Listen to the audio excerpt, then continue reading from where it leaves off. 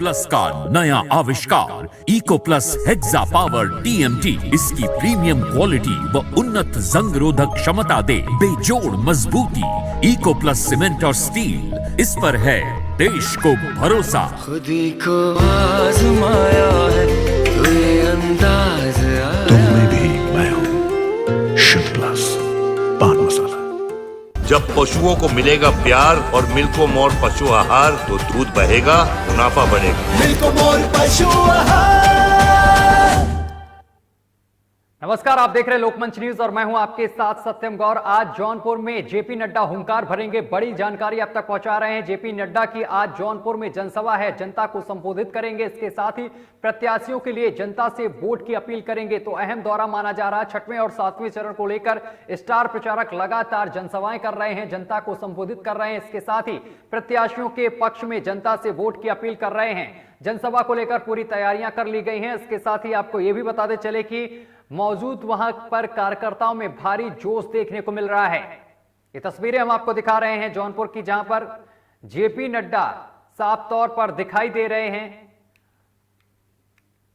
तो अहम जानकारी आप तक पहुंचा रहे हैं। अब 6वें और 7वें चरण को लेकर लगातार स्टार प्रचारक जनसभाएं कर रहे हैं, जनता को संबोधित कर रहे हैं। और इसी दौरान जेपी नड्डा का यह दौरा बहुत अहम माना जा रहा है। आज जेपी नड्डा का जौनपुर दौरा है। इसके साथ ही आपको यह भी बताते चले कि कई दिग्गज आज अलग अलग जिले में जनसभाएं कर रहे हैं, जनता को संबोधित कर रहे हैं। गोरखपुर में सीएम योगी आदित्यनाथ का रोड शो है और इसके साथ ही अंबेडकर नगर में भी अहम दौरा है। और अब जौनपुर का यह दौरा है जहां पर जेपी नड्डा पहुंचे हुए हैं।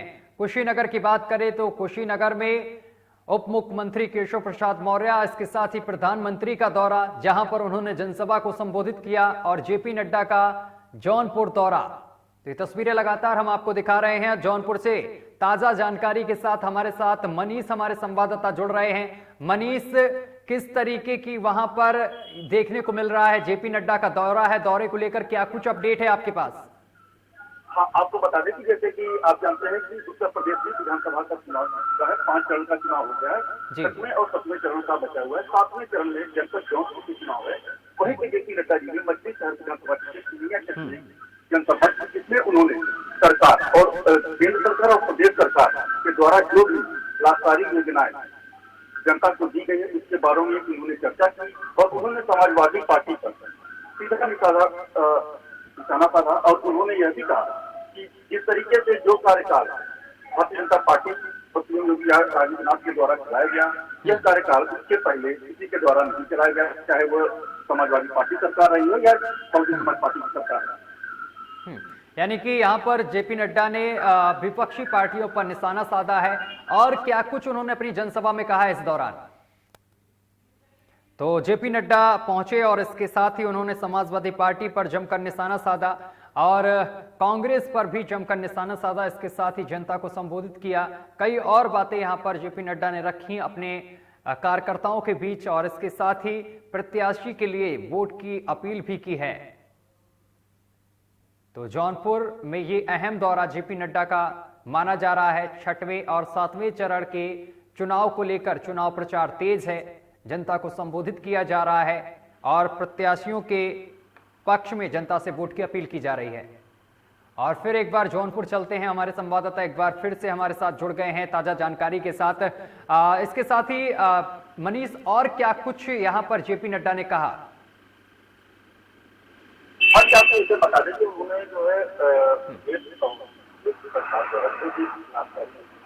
चाहे वो आवास योजना हो और जो भी योजना जो सरकार के द्वारा उसके बारे में उन्होंने चर्चा किया। और उन्होंने, ठीक है मनीष, हम वापस आपके पास आएंगे, लेकिन अपने दर्शकों को ये बता दें कि ये जेपी नड्डा की हम तस्वीरें आपको दिखा रहे हैं। जब जेपी नड्डा वहां पर पहुंचे, किस तरीके से कार्यकर्ताओं ने उनका स्वागत किया, ये तस्वीरें हम दिखा रहे हैं आपको। किस तरीके से कार्यकर्ताओं ने माल्यार्पण कर उनका स्वागत किया है और भारी यहां पर जोश कार्यकर्ताओं में देखने को मिला। भारी तादाद में यहां पर पंडाल में लोग मौजूद रहे। ये तस्वीरें हम आपको दिखा रहे हैं जेपी नड्डा की। और इसी के साथ एक बार फिर से हमारे संवाददाता मनीष हमारे साथ जुड़ गए। मनीष, जिस तरीके से जेपी नड्डा वहां पर पहुंचे, जोरदार स्वागत किया गया मंच पर, और कौन कौन से यहां पर नेता मौजूद रहे हैं? नहीं, वहां पे भारतीय जनता पार्टी के जो है सांसद भी थे, बीपी सरोज जी थे, जो कि मछली शहर सुरक्षित से सांसद हुए थे, वो भी थे। उन्होंने उनका स्वागत किया और वहां पे मछली शहर के जो प्रत्याशी हैं मिहिलाल गौतम, हाँ, जो हालांकि ये कार्यक्रम जो है मछली शहर के मियाचक में हुआ, मछली शहर विधानसभा पे, वहां पे उन्होंने प्रत्याशी थे और वहां के जो है सांसद जो है बीपी सरोज जी भी थे और भी अन्य नेता वहां पे मौजूद रहे हैं। इसके साथ ही जो विपक्षी पार्टियां हैं वो भी लगातार यहां पर दमखम दिखा रही हैं और लगातार चुनाव प्रचार कर रही हैं। जिस तरीके से अखिलेश यादव 300 यूनिट बिजली या फिर किसानों के कर्ज माफी की बात करते हैं, इसका कितना असर जौनपुर में देखने को मिलेगा? उस पे जो है यहाँ पे जेपी नड्डा ने कहा कि हमारी सरकार जो है करने पे भरोसा करती है, कहने पे नहीं भरोसा करती। यहाँ पे चुनावी माहौल में लोग आके कह के चले जाते हैं, लेकिन जो है कोई किसी के साथ खड़ा होता है। लेकिन भारतीय जनता पार्टी एक ऐसी पार्टी है जो करने में विश्वास रखती है, करने में नहीं विश्वास रखती। इसके साथ ही जो समर्थक वहां पर थे, कार्यकर्ता थे, जो लोग वहां पर पहुंचे थे, उनमें किस तरीके का उत्साह देखने को मिल रहा था अपने नेता को लेकर? नहीं, यहाँ पे जिस तरीके से कार्यकर्ता थे और जो भी पार्टी के पदाधिकारी थे, सब में उत्साह भरा हुआ था। ऐसा देखने को लग रहा था कि यहाँ पे जो है भारतीय जनता पार्टी पुनः से सरकार बनाने में लगता है सफल हो पाएगी। इसके साथ ही मनीष, जिस तरीके से वहां पे किसान हैं और युवा और किसानों का इस बार मुद्दा क्या रहेगा चुनाव में? नहीं, अब देखा जाए, हालांकि जौनपुर जनपद में बहुत बड़े स्तर के तो किसान है नहीं, लेकिन युवा है। उनकी एक समस्या जो बेरोजगारी की जो बार बार खड़ी होकर सामने आती है, तो युवा हमेशा परेशान है बेरोजगारी को लेकर। तो इसको लेकर क्या बदलाव करने के मूड में है युवा इस बार? हालांकि अभी तक तो फिलहाल किसी का इस तरीके का कोई मूड है नहीं, क्योंकि 5वां चरण यहाँ पे 7वें चरण में है। अभी मतदाताओं से बात करने पे ऐसा कुछ जो है रुझान सामने खुल के नहीं मतदाता बोल पा रहे हैं, लेकिन कहीं न कहीं उनके अंदर ये द्वेष लग रहा है कि कुछ बदलाव होना चाहिए, कि हमें रोजगार मिलना चाहिए। मनीष, क्या लगता है वहां पर किन पार्टियों की टक्कर देखने को मिल रही है? नहीं, यहाँ पे अगर देखा जाए तो लगभग 9 विधानसभा है, तो 8 विधानसभा में समाजवादी पार्टी और भारतीय जनता पार्टी की सीधी टक्कर है। एक विधानसभा यहाँ पे जो सबसे हार्ड कही जाती है, मल्हनी विधानसभा, जहाँ पे जनता दल यूनाइटेड के प्रत्याशी धनंजय सिंह है और दूसरी तरफ वो लड़ाई जो है सपा और जो है जनता दल यूनाइटेड की साफ साफ है, साफ साफ तौर पर दिखाई दे रही है। कई विधानसभा क्षेत्र है, बड़ा क्षेत्र है, लेकिन जिस तरीके से किसानों के लिए एक मुद्दा अहम इस बार बना हुआ है कि किसानों की जो फसलें हैं वो आवारा पशु जो हैं वो यहाँ पर नष्ट करते हैं, इसको लेकर क्या कुछ किसानों का कहना था? नहीं, हालांकि अभी तो किसान यही चाहते हैं कि जो सरकार, हालांकि जो आवास योजना, जो भी नीचे तक के लोगों को जो भी योजना मिली है, उनको जो है डायरेक्ट उससे लाभ हुआ है, चाहे ये राशन का रहा हो, चाहे प्रधानमंत्री आवास योजना रहा हो, चाहे जो है किसान सम्मान निधि रहा हो, तो उनके खाते में पैसा मिल रहा है और किसान हालांकि बहुत नाराज नहीं है। इसके साथ ही मनीष, जिस तरीके से ये लग रहा है कि सरकार पुनः से जो है बने। मनीष, जिस तरीके से अमित शाह वहां पर आए और अपने भाषण में उन्होंने एक चीज का जिक्र किया, उन्होंने कहा कि जो गरीब तबके के लोग हैं उनको मंथ में 2 बार राशन दिया जा रहा है। इसको लेकर और इसके साथ कई उपलब्धियां उन्होंने अपनी सरकार की गिनाई, इसका कितना असर देखने को मिलेगा जनता पर?